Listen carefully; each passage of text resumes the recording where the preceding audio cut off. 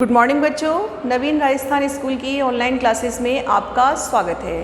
प्यारे बच्चों, कक्षा 8th के हमने ऑनलाइन क्लासेस शुरू कर दी हैं और पहला लेसन जो ध्वनि शीर्षक कविता थी वो हम पढ़ चुके हैं। सूर्यकांत त्रिपाठी निराला द्वारा रचित ध्वनि कविता में हमने जो कुछ भी पढ़ा था वो एक जोश, उत्साह, युवावस्था, वसंत ऋतु से संबंधित कविता थी और उसके सारे प्रश्नोत्तर भी हमने कर लिए हैं। आज हम इसी में आगे जो सेकंड लेसन है लाख की चूड़ियाँ, ये पढ़ेंगे। बच्चों, लाख की चूड़ियाँ एक ऐसी कहानी है जो कहानी ये अभिव्यक्त करती है कि जीवन में लाख का क्या महत्व है। बच्चों, एक समय था कि लोग कांच को नहीं जानते थे। लोग कहते थे कि कांच की चूड़ियाँ हमारे शरीर को नुकसान पहुंचा सकती हैं और लाख पहनना बहुत शुभ माना जाता था। तो लाख की चूड़ियाँ यहाँ यही बात बता रही हैं कि कांच की चूड़ियाँ जहाँ शरीर को कष्ट पहुँचा सकती हैं, कांच टूटते हुए हमारे शरीर में घुस सकता है, रक्त बाहर निकाल सकता है, किसी भी प्रकार से घाव कर सकता है, वहीं लाख की चूड़ियाँ हमारे सुहाग की उज्ज्वलता की निशानी है। और जिस समय बदलू नाम का एक व्यक्ति इन लाख की चूड़ियों को बनाता था, यद्यपि उसे इतना कुछ प्राप्त नहीं होता था कि वो बड़े आराम के साथ अपने जीवन यापन को कर सके, लेकिन फिर भी वो जीवन में संतोषी प्रवृत्ति के साथ उन लाख की चूड़ियों को बनाकर बहुत संतोष और आनंद के साथ अपने जीवन को व्यतीत करता था। उसने कभी जीवन में ये नहीं सोचा कि लाख की चूड़ियों को बनाने के अलावा वो कुछ और काम भी कर सकता है, क्योंकि उसने ये निर्धारित कर रखा था कि लाख की चूड़ियाँ बनाना किसी स्त्री के सौभाग्य को बढ़ाना है। तो यहाँ लाख की चूड़ियाँ बड़ी अच्छी कहानी है। हम कहानी को पढ़ते हैं और इसका आनंद प्राप्त करते हैं। सारे गांव में बदलू मुझे सबसे अच्छा आदमी लगता था, क्योंकि वह मुझे सुंदर सुंदर लाख की गोलियां बनाकर देता था।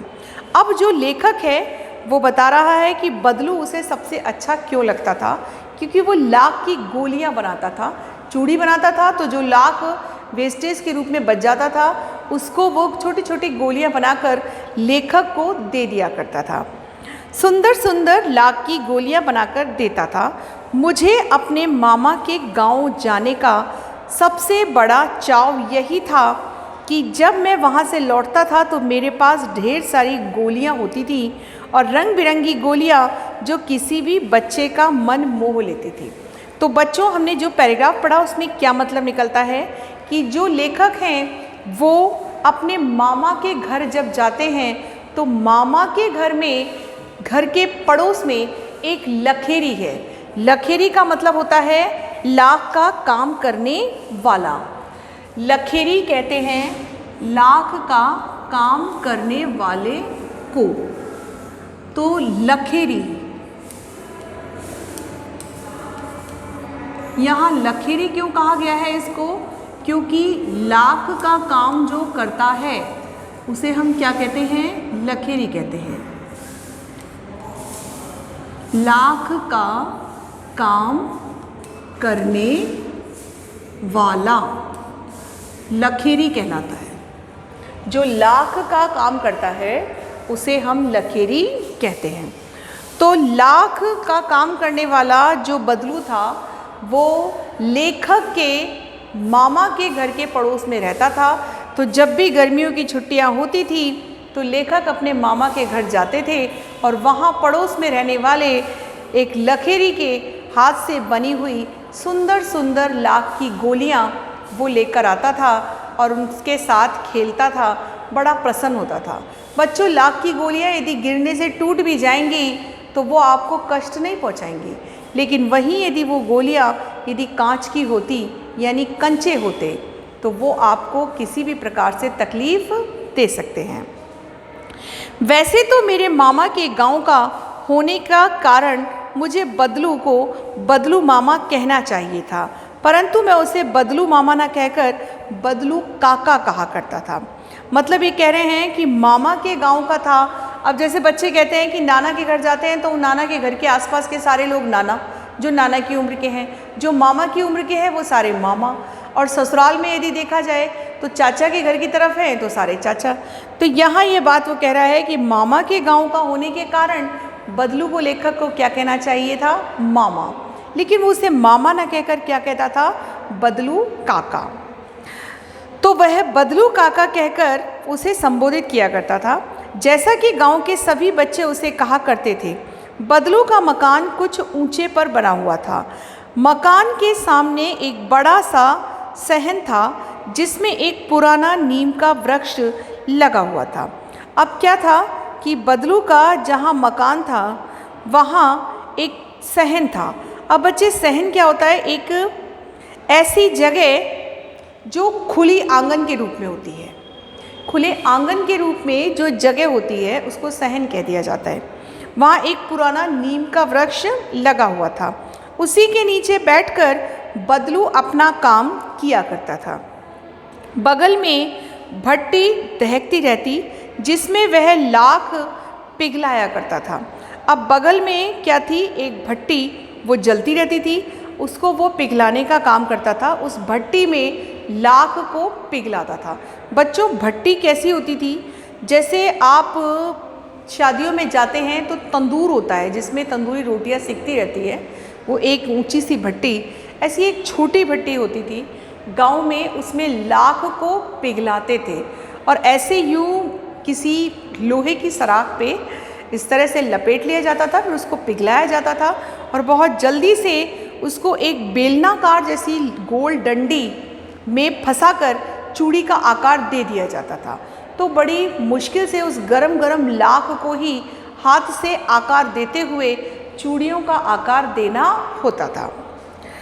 तो एक पुराना नीम का वृक्ष वहाँ लगा हुआ था, उसी के नीचे बैठकर बदलू अपना सारा काम करता था।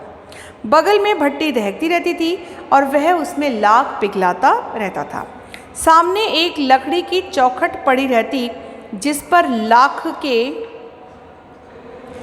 मुलायम होने पर वह उसे सलाख के समान पतला करके चूड़ी का आकार देता था।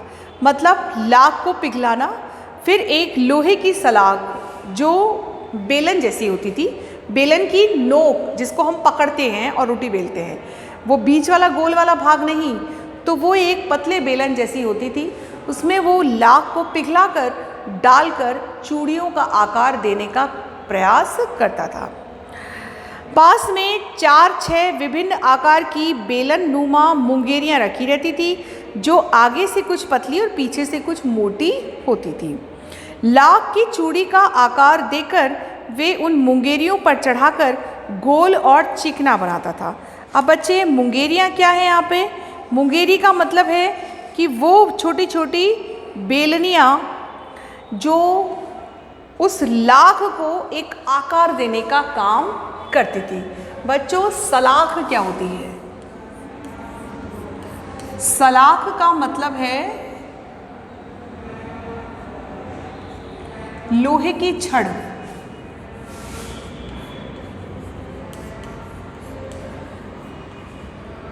जो लोहे की छड़ होती है उसे सलाख कहा जाता है। तो यहाँ क्या है कि लाख की चूड़ी का आकार देकर वह उन्हें मुंगेरियों पर चढ़ाकर गोल और चिकना बनाता था। मतलब मुंगेरी क्या है कि जो गोल मुठियादार लकड़ी है, मतलब मुंगेरियाँ क्या किसे कहा गया है? मुंगेरियों पर। तो मुंगेरियों शब्द का अर्थ है मुंगेरियाँ। मुंगेरियाँ क्या है? गोल आकार की लकड़ियाँ, गोल आकार की ऐसी लकड़ियाँ कि जिनको ठोकने पर कुछ आकार बनाया जा सके। गोल आकार की लकड़ियाँ। तो ये गोल आकार की ऐसी लकड़ियाँ होती थी जो आगे से पतली और पीछे से मोटी होती थी।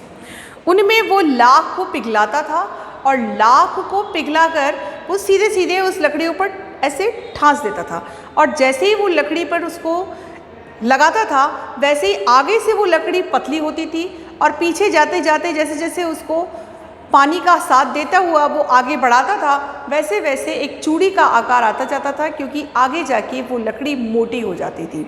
तो इस तरह से लाख को पिघलाकर किस प्रकार से चूड़ी का आकार दिया जाता था वो उन मुंगुरियों पर चढ़ाकर गोल और चिकना बनाता जाता था।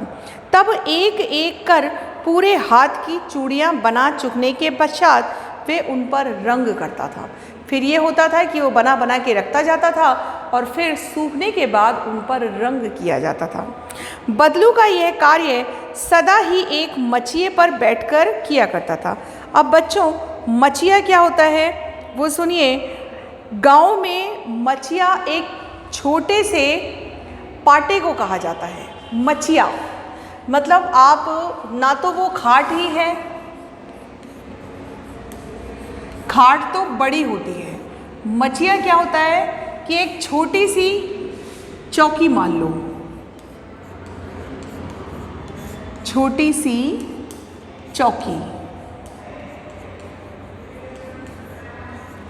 जो मचिया कहलाती है। तो यहाँ वो क्या करता था कि चूड़ियाँ बना चुकने के पश्चात उन पर रंग करता था। बदलू का ये कार्य सदा ही एक मचिए पर बैठकर किया करता था, जो बहुत पुरानी मचिया थी। बगल में ही उसका हुक्का रखा रहता था, जिसे वह बीच बीच में पीता रहता था। अब वह क्या करता था कि एक हुक्का भी उसका बीच में पड़ा रहता था, और वो काम करते करते जब थक जाता था तो वो हुक्का पीने लग जाता था। गांव में मेरा दोपहर का समय अधिकतर बदलू के पास बीतता। वह मुझे लला कहा करता था। लला यानी बेटा। अब यहाँ उत्तर प्रदेश में लला शब्द का प्रयोग होता है, तो यहाँ लला शब्द जो लिखा हुआ है वो बेटे के लिए आता है। उत्तर प्रदेश में लला और लली ये शब्द प्रयोग में लिए जाते हैं। तो यहाँ लला किसके लिए है? बेटे के लिए। तो बदलू लेखक को लला शब्द से प्रयुक्त करता था। मेरे पहुँचते ही मेरे लिए तुरंत एक मचिया मंगा देता। घंटों बैठे बैठे उसी प्रकार चूड़ियाँ बनाते देखता रहता। लगभग रोज ही वह 4-6 जोड़े चूड़ियाँ बना डालता था। मतलब बदलू के द्वारा मेहनत करते हुए भट्टी में लाख को पिघलाना और फिर उस गरम गरम लाख को लोहे की सराख पर चढ़ाते हुए उसे चूड़ियों का आकार देना और फिर उन चूड़ियों को सुखाना, सुखाने के बाद उन पर रंग करना, ये बदलू सिंह का रोज का काम था। और रोज लगभग वो 4 से 6 जोड़े चूड़ियों के तैयार कर लेता था। पूरा जोड़ा बना लेने पर वह उसे बेलन पर चढ़ाकर कुछ क्षण चुपचाप देखता रहता, मानो वह बेलन ना होकर किसी नववधू की कलाई हो। जब पूरी चूड़ियाँ बन जाती थी तो वो उन्हें बेलन में चढ़ाकर सजा के रख देता था। जैसे हम बेलन में चढ़ाकर, डंडे में, सलाख में चढ़ाकर अपनी ड्रेसिंग टेबल में सजा देते हैं, ठीक उसी प्रकार से वो उन चूड़ियों को सजाकर रख देता था और फिर उनको निहारता रहता था, देखता रहता था। वो इसलिए देखता रहता था कि उसे ऐसा लगता था कि जैसे उसकी बनाई हुई सुंदर चूड़ियों को किसी दुल्हन ने, नववधू का मतलब है दुल्हन जो अभी अभी शादी हुई है, तो वो नव वधू के रूप में उस चूड़ियों को देखता था। तो नव वधू का मतलब है नई दुल्हन। तो नई वधू की हाथ की कलाई की चूड़ियों के रूप में वो अपनी बनी चूड़ियों को देखता था। बदलू मनिहार था। मनिहार यानी लकीरी। चूड़ियाँ बनाना उसका पैतृक पेशा था। अब पैतृक का मतलब होता है बच्चों पीढ़ियों से। चूड़ियाँ बनाना उसका पैतृक पेशा था। कैसा पेशा था? पैतृक यानी पीढ़ियों से वो चूड़ियाँ बनाने का काम करता था। मतलब पीढ़ी दर पीढ़ी उनकी जो व्यवसाय है वो क्या है? चूड़ियाँ बनाने का, लाख की चूड़ी बनाने का, ये उनका पैतृक पेशा है। और पेशा यानी व्यवसाय या रोजगार। पेशा यानी व्यवसाय या रोजगार। तो पीढ़ी दर पीढ़ी वो यही काम करते थे कि वो लाख की चूड़ियाँ बनाने का काम किया करते थे। चूड़ियों की खपत भी बहुत थी। उस गांव में तो सभी स्त्रियां उसकी बनाई हुई चूड़ियाँ पहनती ही थी।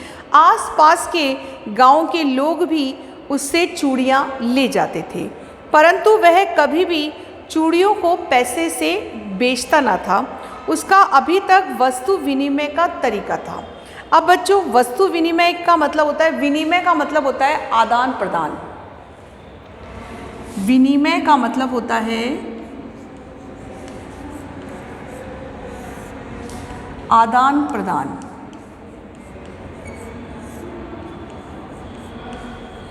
आदान प्रदान का मतलब है लेना देना।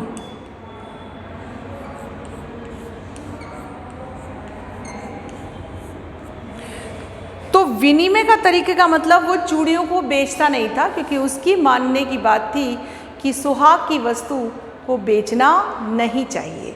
वो क्या करता था कि निश्चित ही कोई चूड़ी लेने आता था तो उससे कहता था कि तुम जो चीज़ देना चाहो वो दे के चले जाओ।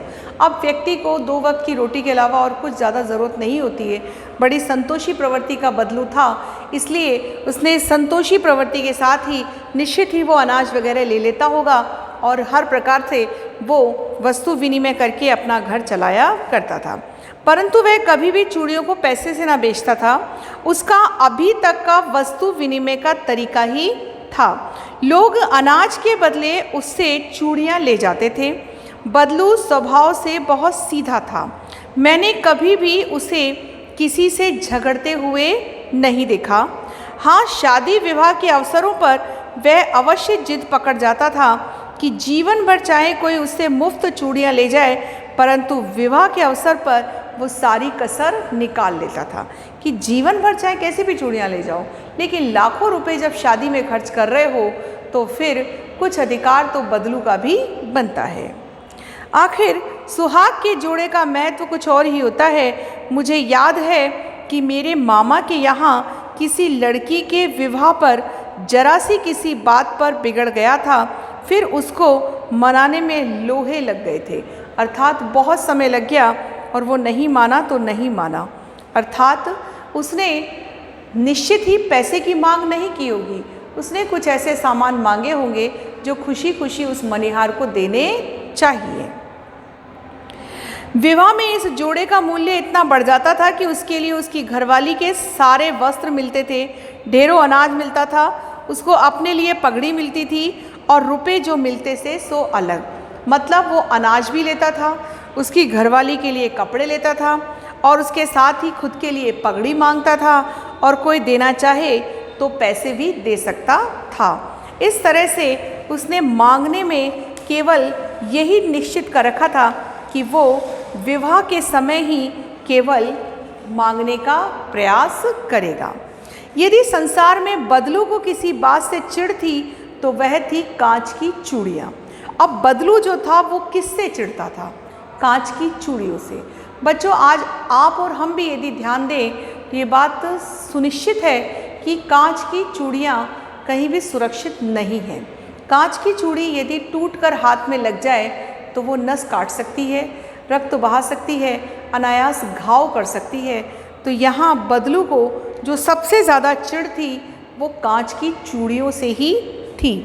यदि किसी भी स्त्री के हाथों में उसे कांच की चूड़ियाँ दिख जाती थी तो वह अंदर ही अंदर कुढ़ उठता था और कभी कभी तो 2-4 बातें भी सुना देता। मुझसे तो वह घंटों बातें किया करता। कभी मेरी पढ़ाई के बारे में पूछता तो कभी मेरे घर के बारे में, और कभी यूं ही शहर के जीवन के बारे में वो पूछा करता था। मैं उससे कहता कि शहर में सब कांच की चूड़ियाँ पहनते हैं तो वह उत्तर देता, शहर की बात और है लला। अब वो कहता कि शहर में तो सभी लोग कांच की चूड़ियाँ पहनते हैं, लेकिन केवल ये गांव में देखा है जहाँ लाख की चूड़ियाँ चलती हैं। तो वो क्या उत्तर देता था कि शहर की बात तो और है, वहाँ की तो रौनक ही अलग है। वहाँ तो सभी कुछ होता है, वहाँ तो औरतें अपने मर्द का हाथ पकड़कर सड़कों पर घूमती हैं और फिर उनकी कलाइयाँ नाजुक होती हैं ना, लाख की चूड़ियाँ पहने तो मोच ना आ जाए। जबकि उल्टी बात ये व्यंग के रूप में कह रहा है, लाख जो है कठोर होते हुए भी कोमल होता है और कांच कोमल होते हुए भी कठोर होता है, क्योंकि वो टूटकर अनायास ही घाव कर देता है। कभी कभी बदलू मेरी अच्छी खासी खातिर भी करता, जिन दिनों उसकी गाय के दूध होता वह सदा मेरे लिए मलाई बचाकर रखता। अब देखिए, जैसा कि पिक्चर में दिखाया गया है कि वो एक छोटी सी मछिया पर उसे बिठा रखा है और वो एक खाट पर बैठा हुआ है। अब वो कह रहा है, लेखक का ये कहना है कि जब वो छुट्टियों में गांव में जाता था और उसकी गाय यानी बदलू की गाय जब बहुत सारा दूध देती थी, तो वो उसमें से निकली हुई मलाई को बचा कर रखता था और उस मलाई को वो बदलू लेखक को खाने के लिए दिया करता था। आम की फसल में तो मैं रोज़ ही उसके यहाँ से 2-4 आम खा आता था, परंतु इन सब बातों के अतिरिक्त जिस कारण वह मुझे सबसे अच्छा लगता था वह यह बात थी कि लगभग रोज़ ही वह मेरे लिए 1-2 लाख की गोलियां बनाता था। बच्चों, शुरू में ही ये बात आ गई थी कि लेखक को बदलू बहुत अधिक पसंद क्यों था, क्योंकि बदलू जो था वो लाख की गोलियां बना बना कर खेलने के लिए लेखक को दिया करता था और यही कारण था कि लेखक को बदलू बहुत आत्मीय लगता था, अपना लगता था। बच्चों, इस प्रकार से जो कहानी हम पढ़ रहे हैं उस कहानी से ये बात स्पष्ट होती है कि बदलू जो था उसने अपने आत्मीयता के साथ हर प्रकार से लेखक को अपना बना लिया था और लेखक को अपना बनाने में उसकी आत्मीयता, उसका प्रेम, उसका सरल स्वभाव ही था। मैं बहुधा हर गर्मी की छुट्टी में अपने मामा के यहाँ चला जाता था और 1-8 महीने वहीं रहकर स्कूल खुलने के समय तक वापस आ जाता था। बच्चों देखो, ये कहानी जिस समय की है उस समय लगभग हर बच्चे मामा के यहाँ जाया करते थे, लेकिन आज का समय इतना बदल गया है कि लोग मामा के यहाँ न जाकर किसी हॉबी क्लासेस को ज्वाइन करते हैं और हॉबी क्लासेस में वो बच्चे कुछ नया सीखते हैं। जो नियमित रूप से वो अध्ययन करते हैं उसके अलावा वो कुछ और एक्टिविटीज़ में पार्टिसिपेट करते हैं और वो ऐसी एक्टिविटी उनके जीवन को कुछ निखारती है। तो आजकल के बच्चों में और उस समय के बच्चों के बचपन में कितना फ़र्क था कि बच्चे मामा के घर जाते थे, जाने को आज भी जाते हैं, लेकिन आज बच्चे 15-15, 20-20 दिन रहकर अपना समय व्यर्थ नहीं करते, बल्कि 1-2 दिन के अंदर ही लौटकर अपने ध्यान को, अपनी एक्स्ट्रा क्वालिटी को डेवलप करने में लगा देते हैं। अब बच्चों, लेखक कह रहा है कि 2-3 बार में ही मैं अपने मामा के यहाँ हो आऊँगा, तभी मेरे पिता की एक दूर के शहर में बदली हो गई। एक लंबी अवधि तक मैं अपने मामा के गांव न जा सका। अब ये क्या कह रहा है कि 2-3 बार तो वो अपने मामा के यहाँ गया था, लेकिन तभी अचानक उसके पिताजी की बदली यानी ट्रांसफ़र यानी कि स्थानांतरण। बदली का मतलब होता है स्थानांतरण, यानी कि जिसको आप कहते हैं अंग्रेजी में ट्रांसफ़र।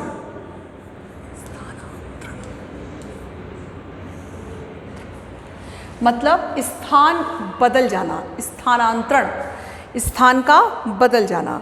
तो बदली हो गई अर्थात उसके पिताजी का ट्रांसफ़र हो गया। और कहाँ ट्रांसफ़र हो गया? वहाँ से दूर। इसलिए वो कई वर्षों तक अपने मामा के घर नहीं जा सका। तब लगभग 8-10 वर्षों के बाद जब मैं वहाँ गया तो इतना बड़ा हो चुका था कि लाख की गोलियों में मेरी रुचि अब नहीं रह गई थी, क्योंकि कंचे खेलने की एक उम्र होती है। अब लाख की गोलियों से खेलना उसको अच्छा नहीं लगता था, क्योंकि अब वो बड़ा हो चुका था। अब उसकी रुचि उसमें नहीं थी। अतः गांव में होते हुए भी कई दिनों तक मुझे बदलू का ध्यान न आया। इसी बीच मैंने क्या देखा कि गांव में लगभग सभी स्त्रियां कांच की चूड़ियां पहने हैं। विरले ही हाथों में मैंने लाख की चूड़ियां देखी। मतलब क्या परिवर्तन उसने गांव में देखा कि जहां पहले की स्त्रियां लाख की चूड़ियां पहना करती थी, वहीं आज उन गांव की स्त्रियों ने कांच की चूड़ियां पहन रखी हैं। लेखक को ये बदलाव कुछ अजीब सा लगा। पहले तो उसे एकदम से बदलू का ध्यान नहीं आया, क्योंकि वो अब बड़ा हो चुका था। लेकिन अगले ही पल उसने जब स्त्रियों के हाथ में वो कांच की चूड़ियां देखी, तो उसे तुरंत ही आभास हो गया बदलू का। बात यह हुई कि बरसात में मेरे मामा की छोटी लड़की आंगन में फिसलकर गिर पड़ी और उसके हाथ में कांच की चूड़ी टूटकर उसकी कलाई में घुस गई। उससे खून बहने लगा और मेरे मामा उस समय घर पर ना थे। मुझे ही उसकी मरहम पट्टी यानी कि उस पर दवा लगानी पड़ी। तभी सहसा मुझे बदलू का ध्यान आया और मैंने सोचा कि उससे मिलकर आना चाहिए। देखो बच्चों, बहुत समय बाद जब लेखक गांव पहुंचता है तो उसको बड़े होने के कारण एकदम से बदलू का ध्यान नहीं आता है। लेकिन जैसे ही वो गांव की स्त्रियों के हाथों में कांच की चूड़ियां देखता है तो उसे ध्यान हो आता है कि बदलू तो लाख की चूड़ियां बनाता था। अब ये गांव में परिवर्तन कैसे हो गया कि लाख की चूड़ियों के स्थान पर लोगों ने कांच की चूड़ियां पहनना शुरू कर दिया। बहुत ही कम कलाइयाँ उसे ऐसी दिखाई दी जिनके हाथों में लाख की चूड़ियाँ पड़ी हुई थी। अब अचानक एक घटना घटित हुई कि उसके मामा की लड़की, जिसने हाथ में कांच की चूड़ी पहन रखी थी, अचानक वो फर्श पर फिसल गई और फिसलते ही उसके हाथ में जो कांच की चूड़ियाँ थीं, वो कांच की चूड़ियाँ टूटकर उसकी कलाई में घुस गई। कलाई में घुसने के कारण अविरल गति से रक्त बहने लगा और तुरंत ही लेखक ने उसकी मरहम पट्टी कर दी। अब मरहम पट्टी करने के उपरांत लेखक जो है उसने तुरंत ही बदलू का ध्यान किया और सोचा कि अब बदलू से मिलकर आना चाहिए। अब उसे तुरंत ध्यान आया कि क्यों ना हम बदलू से मिलकर आए। अतः शाम को घूमते घूमते वह उसके घर तक चल दिया। बदलू वहीं चबूतरे पर नीम के नीचे खाट पर लेटा हुआ था। उसने क्या देखा कि वो बदलू से मिलने आया तो उसने देखा वही नीम का पेड़ है और खाट के नीचे बदलू सिंह लेटा हुआ है। तो नीम के पेड़ के नीचे उसने खाट लगा रखी है और खाट पर बदलू लेटा हुआ है। ऐसा दृश्य देखकर लेखक उसके पास पहुंचा। अब क्या बोलता है वो सुनिए। नमस्ते बदलू काका, मैंने कहा। नमस्ते भैया, उसने मेरी नमस्ते का उत्तर दिया और उठकर खाट पर बैठ गया। अब निश्चित है कि बालक है और बालक अब इतने समय बाद गांव पहुंचा है, तो अब बालक की शक्ल तो बदल गई है, लेकिन बदलू काका तो वही हैं, बस थोड़े बूढ़े आए गए हैं। तो ये बूढ़े हो गए हैं और वो बड़ा हो गया है, तो बदलू काका उस बालक को एकदम से पहचान नहीं पाते हैं और क्या कहते हैं, उसने मुझे पहचाना नहीं, देर तक मेरी ओर निहारता रहा। अब निहारने का मतलब होता है देखना, निहारना यानी देखना, कि वो देर तक किसकी ओर निहारता रहा, लेखक की ओर निहारता रहा। मैं हूँ जनार्दन काका, आपके पास से गोलियां बनवा कर ले जाता था। तब लेखक ने बदलू काका के नहीं पहचानने की दृष्टि में तुरंत ही कहा कि मैं जनार्दन हूँ और आपसे मैं बहुत सारी बचपन में लाख की गोलियां बनवाकर ले जाता था। मैंने अपना परिचय दिया तो बदलू काका फिर भी चुप रहे, मानो वह अपने स्मृति पटल पर अतीत के चित्र उतार रहे हों। बच्चों, स्मृति का मतलब होता है याद। स्मृति पटल का मतलब यहाँ पर है कि आपकी याद का बिंदु, कि आपकी याद जो है उस पर वो सोच रहा है, कि याददाश्त जो है उसको वो याद कर रहा है कि किस प्रकार से उसने उस लड़के को पहले भी देखा है। तो मैं हूँ जनार्दन काका, आपके पास से गोलियाँ बनवाकर ले जाता था। मैंने अपना परिचय दिया। बदलू फिर भी चुप रहा, मानो स्मृति पटल पर अतीत यानी पूर्व के, अतीत यानी पूर्व या भूतकाल या बीते हुए,